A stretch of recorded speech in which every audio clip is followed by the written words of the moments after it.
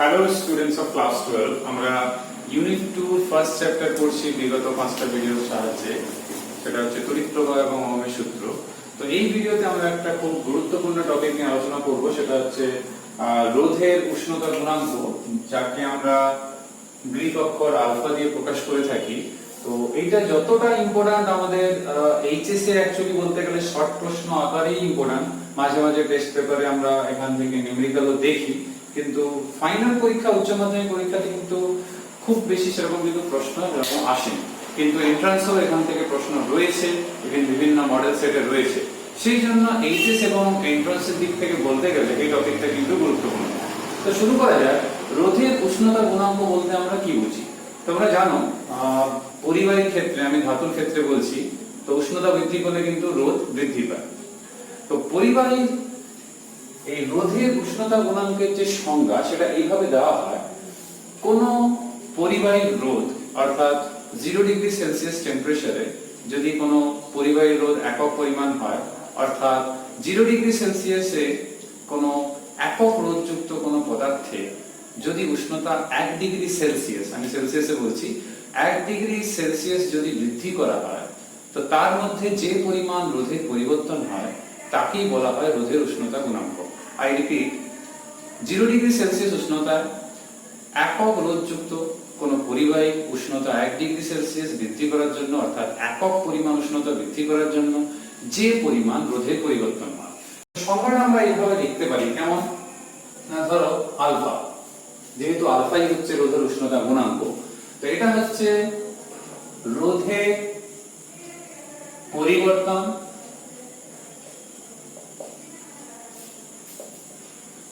By 0 degree সেলসিয়াসে রোধ যতটা হবে, তাহলে 0 ডিগ্রি সেলসিয়াসে রোধ ইনটু যে পরিমাণ উষ্ণতার পরিবর্তন হয়েছে। তোমরা নিজের ছায়া প্রকাশনী বইতে 205 এবং 206 পেজে যেটা রয়েছে সেটাই আমরা আলোচনা করছি। উষ্ণতার পরিবর্তন, তো এইটা হচ্ছে অ্যাকচুয়ালি এই আলফা ডেফিনিশন। তো এটাকে ম্যাথমেটিক্যালি সেটআপ করতে হবে যাতে করে আমরা নিউমেরিক্যালসটা করতে পারি। তো আমরা এভাবে করব, 0 ডিগ্রি সেলসিয়াসে সাপোজ রোধ হচ্ছে R0, আর T ডিগ্রি সেলসিয়াসে রোধ সাপোজ RT। তাহলে আমাদের ব্যাপারটা এরকম হয়ে যাবে, তাহলে উষ্ণতার যে পরিবর্তন সেটা হচ্ছে T-0, সেটা হয়ে যাবে T ডিগ্রি সেলসিয়াস কিংবা T। তো এখানে যদি আমরা বসাই, তাহলে আলফা সমান কত দাঁড়াবে? রোধের পরিবর্তন, তাহলে রোধ বেড়েছে।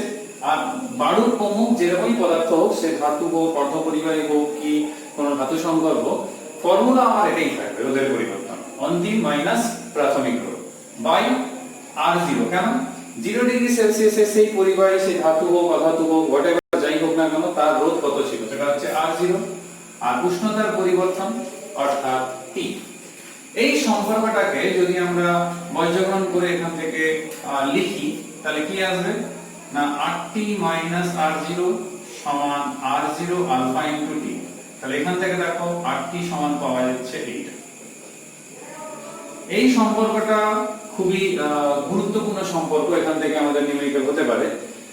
এই যে আলফা, এই আলফার মান ধাতুর ক্ষেত্রে স্বাভাবিকভাবে বুঝতে পারছো মানটা একটু কম হবে তুলনামূলকভাবে, যেহেতু পার ডিগ্রি সেলসিয়াস হিসাবেই আমরা বের করি।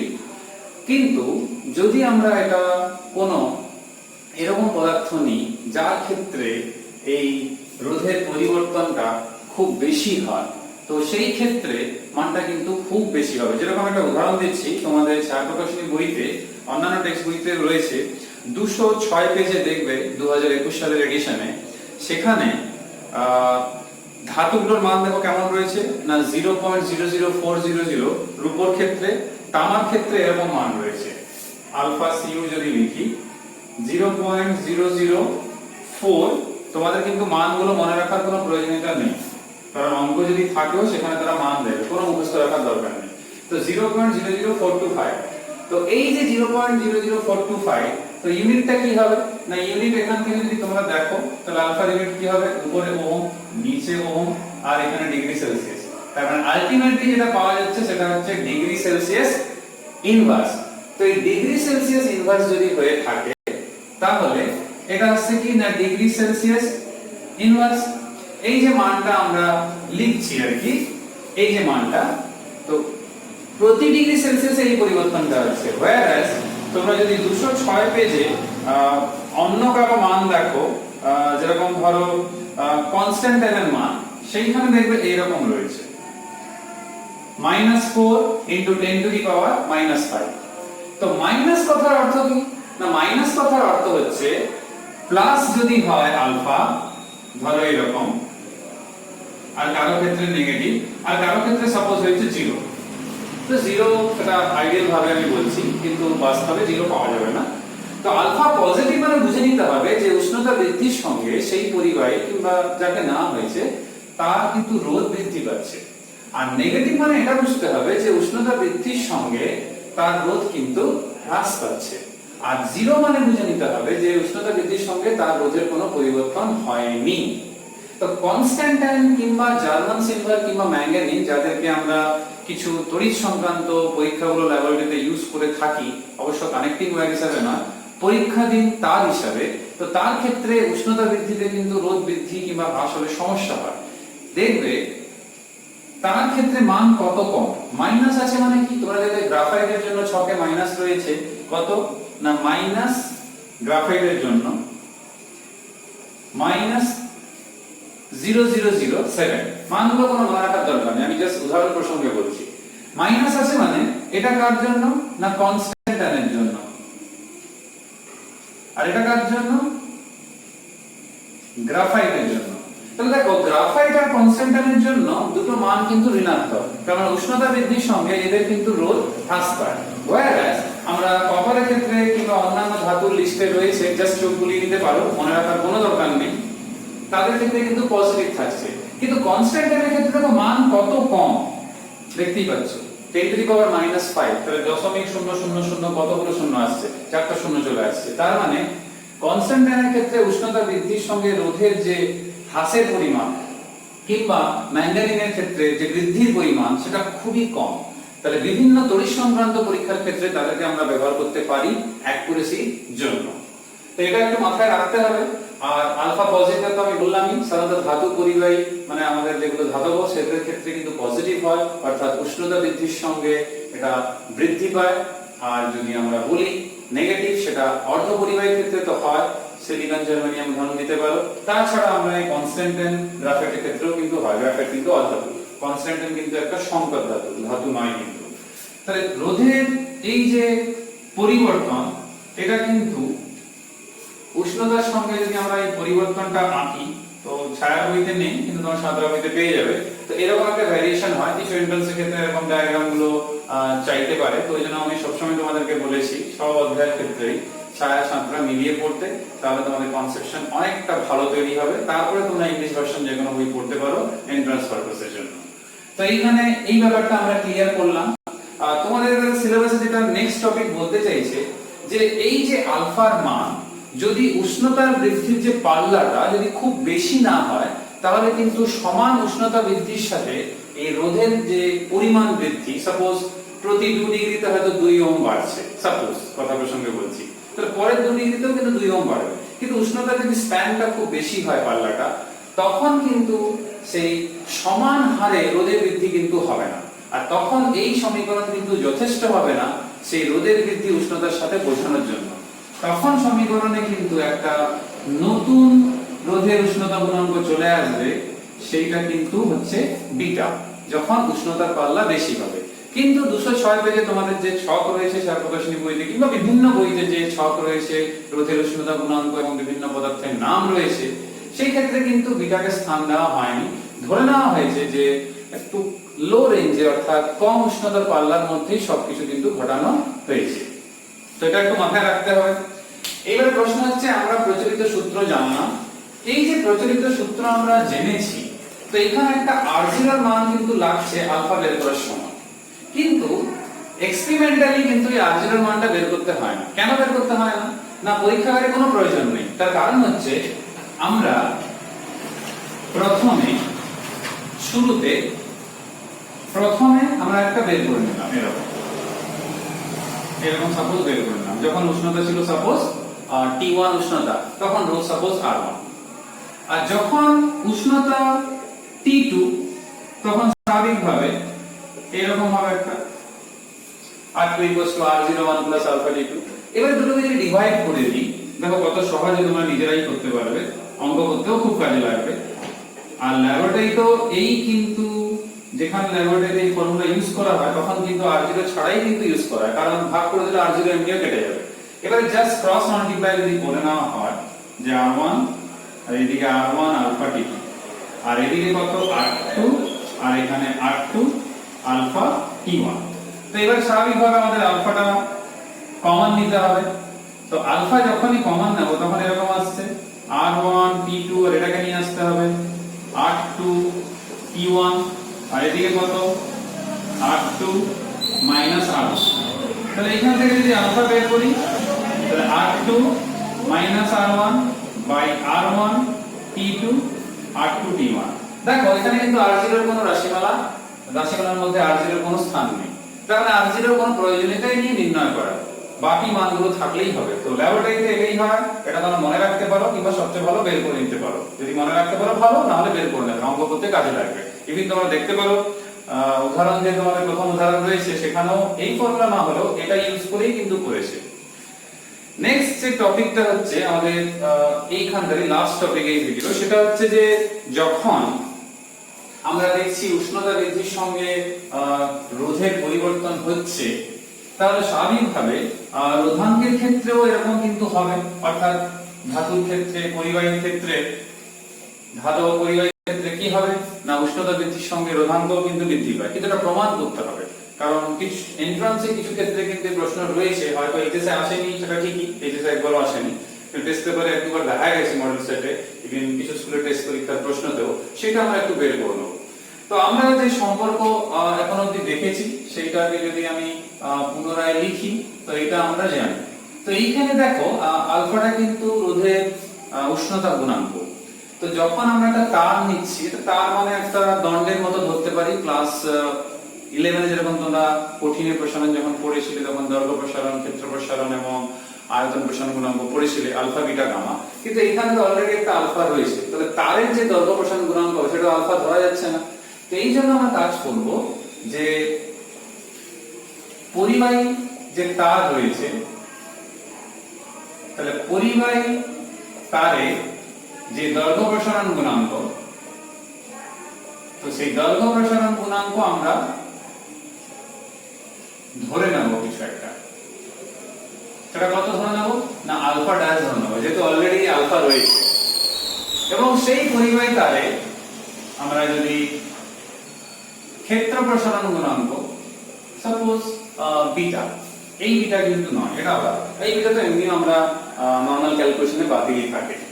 তো এই যে আমরা লিখলাম, তাহলে আমি দুটো কেস করছি। একটা হচ্ছে 0 ডিগ্রি সেলসিয়াসে, তাহলে R0 ক্ষেত্রফল প্রস্থচ্ছেদের ক্ষেত্রফল তারে, সেটা A0, দৈর্ঘ্য ধরলাম তার L0, আর রোধাঙ্ক ধরছি ρ0। আর যখন T ডিগ্রি সেলসিয়াস, তখন জাস্ট নরমাল এরকম। তো আমার অবশ্য ইচ্ছা ছিল T ধরা, কিন্তু যেহেতু তোমাদের টেক্সট বইগুলোতে T ধরে না, তো যেহেতু আমি T ধরবো, তোমরা আমার বই পড়ার সময় একটা কনফিউশন সৃষ্টি হবে, সেই জন্য আমি চেঞ্জ করছি না। তো এইগুলো আমি ধরে নিলাম। তো স্বাভাবিকভাবে বুঝতে পারছো, যখন আমি লিখবো যে R বলে, তাহলে R সমান কি হবে না, R সমান প্রথমে R0 টাই লেখা হবে। তাহলে R0 সমান এটা ছিল কি না 0 ডিগ্রি সেলসিয়াস উষ্ণতায়। তাহলে আমি যদি দুটোকে মিলিয়ে এই সমীকরণ ইউজ করে লিখি, তাহলে R সমান কি জানাচ্ছে, এটা 1 প্লাস আলফা টি। এবার যদি আমি ক্ষেত্রফলের জন্য লিখি, তাহলে এরকম আসবে। আর দৈর্ঘ্যের জন্য যদি লিখি, এইটা আসবে। তো এগুলো কিন্তু পরিচিত আমাদের সবগুলোই। এই সমীকরণটাকে আমরা এভাবে লিখতে পারি, তোমরা জানো 2 আলফা ড্যাশ টি। কেন লিখতে পারছি সেটাও বলি। এইখানে beta equals to 2 alpha dash, এটা সম্পর্ক আমরা ক্লাস 11 এ প্রমাণ করেছিলাম, যে ক্ষেত্র প্রসারণ গুণাঙ্ক হচ্ছে দৈর্ঘ্য প্রসারণ গুণাঙ্কের দ্বিগুণ। তাহলে এখান থেকে আমরা এটা পেয়ে গেলাম a equals to a0 1 plus 2 alpha dash t আর এখানে l equals to l0 1 plus alpha dash into t। তাহলে এখান থেকে যদি আমরা বলি তাহলে r equals to কি না একটা হবে এটা r0 equals to ρ0 l0 a0 এই সম্পর্কটা আমাদের পরিচিত, আমরা আগের ভিডিওতে আলোচনা হয়েছে আর ক্লাস 10 এও পড়েছিল। এইভাবে t যখন লিখব তখন আসছে কি রো l বাই a। তো এইখানে যদি আমরা এই সমীকরণ থেকে ρ0 বের করি তাহলে এরকম একটা আসছে দেখো, আর এইখানে যদি আমি রো বের করি তো স্বাভাবিকভাবে এরকম একটা আসছে। তো দুটো এরকম কিন্তু ইকুয়েশন আসছে। তো আমাদের এই রো এবং ρ0 এর মধ্যে সম্পর্ক চাই, সেটা পরিষ্কার তোমরা বুঝতে পারছো। তাহলে আমি যদি লিখি রো বাই ρ0 তাহলে কি আসবে না r বাই r0 আর a বাই a0 আর এখানে l0 বাই l। তো এদের প্রত্যেকের মান আমাদের কাছে কিন্তু রয়েছে কি কি না 1 প্লাস আলফা t আর a বাই a0 এর মান আমরা এখান থেকে পেয়ে যাব 1 প্লাস 2 আলফা ড্যাশ t আর l0 বাই l এর মান যেটা আমরা পাচ্ছি সেটা নিচে বসছে, কারণ 1 বাই আসছে যেহেতু l0 বাই এখান থেকে দেখো l0 বাই l আসছে কিন্তু এইটা, তো এই মানটা নিচেই যাচ্ছে।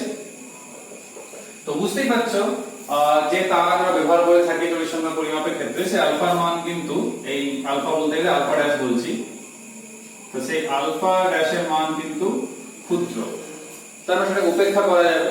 তো উপেক্ষা যদি করা হয় তাহলে এই টার্মটা আমরা 1 ধরতে পারি, কিন্তু একটা কথা আমি বলবো টোটাল টার্মটা 1 ধরে আমাদের কোটা লাভ নেই, কারণ হচ্ছে আমরা বাইনোমিয়াল এক্সপেনশন করে যদি এটাকে বাদ দিই তখনই বরং এটা বেটার হবে। তার মানে কি আমি বলতে চাইছি এটা 1 ধরবে না, তোমরা এইভাবে করবে, এই টার্মটা থাকবে, পরের লাইনে কি করবে এরকম করবে 1 plus alpha t 1 plus 2 alpha dash t আর একে উপরে নিয়ে গেলে থাকছে কি 1 plus alpha dash t to the power -1। তাহলে বাইনোমিয়াল থিওরেম লাগাবো দ্বিপদ শ্রেণী বিস্তার, তো সেখান থেকে শুধু ফার্স্ট টার্ম নেব কারণ পরের টার্ম তো এমনিও ক্ষুদ্রভাবে বাদ হয়ে যাচ্ছে। তাহলে 1 plus alpha t into 1 plus 2 alpha dash t এখান থেকে আসছে 1 মাইনাস আলফা ড্যাশ t। এই দুটো টার্মকে গুণ করব, তাহলে গুণ করলে কি আসছে দেখো ফার্স্ট টার্ম আসছে 1, তারপরে এরকম একটা টার্ম আসছে, তারপরে এইরকম একটা টার্ম আসছে, আর একটা বড় টার্ম আসছে কিন্তু কোনো লাভ নেই এই টার্মে, তার কারণ হচ্ছে এটা তো আলফা ড্যাশ স্কয়ার, তো আলফা ড্যাশটাই তো ক্ষুদ্র, তাহলে আলফা ড্যাশ স্কয়ার আরো ক্ষুদ্র, তাহলে এইটাকে আমরা বাতিল করব। তাহলে পড়ে থাকলো কি আমাদের 1 প্লাস আলফা t 1 দেখো মাইনাস এখানে প্লাস, তাহলে 1 প্লাস আলফা ড্যাশ t। তো এইটাকে আমরা এবারে গুণ করব, তো গুণ করলে আমি নিচেটাই লিখি, তাহলে গুণ করলে কি আসছে 1 plus alpha t plus alpha dash t, আরেকটা দেখো আবার একটা গুণ আকারে টার্ম আসছে, তো আলফা ড্যাশ যেহেতু ছোট টেম্পারেচার স্ট্যান্ডটাও খুব বড় না, তো এই টার্মটাও উপেক্ষা করা যাবে, যেরকম এইটা উপেক্ষা করা যাবে। তাহলে কি লিখতে পারি 1 প্লাস আলফা, সরি এখানে t কমন যাচ্ছে, 1 plus t alpha plus alpha dash. অতএব এখান থেকে আমরা লিখতে পারি রো সমান ρ0 1 plus t alpha plus alpha dash. যদি সম্পর্ক একটু তাকাও তাহলে দেখো রোধের ক্ষেত্রে যেরকম সম্পর্ক ছিল সেরকমই থাকছে, শুধু রোধের একটা উষ্ণতা গুণাঙ্ক এখানে ছিল, তার সঙ্গে তারে দৈর্ঘ্য প্রসারণ গুণাঙ্ক স্থান পেয়েছে, কিন্তু মূল কথা একই যে উষ্ণতা বৃদ্ধি হলে কিন্তু মান কিন্তু রোধাঙ্কের বাড়ছে। তো এই ফর্মুলাটাও কাজে লাগতে পারে স্পেশালি এন্ট্রান্সে, এইচএসসি যতটা না লাগলেও এটা সিলেবাসে রয়েছে, তোমরা পড়বে। এখানে দুটো গাণিতিক প্রশ্ন রয়েছে, উদাহরণে করে দেওয়া রয়েছে, দুটোই পড়বে। এখানে আলোচনা শেষ করছি। নেক্সট ভিডিওতে খুব ইম্পর্টেন্ট টপিক এইচএস এবং এন্ট্রান্সের জন্য দুটোতেই, এইচএস এর এসছে এন্ট্রান্সও রয়েছে, সেটা হচ্ছে কার্বন রোধকের বর্ণ সংকেত কিংবা কালার কোড। তো সেই বর্ণ সংকেত কিংবা কালার কোড আমরা কিভাবে নির্ণয় করব সেটা নিয়ে আলোচনা করব পরের ভিডিওতে। সবাই সুস্থ থেকো, সাবধানে থেকো, পরের ভিডিওতে তোমাদের সঙ্গে আবার আলোচনা হবে। Till then by.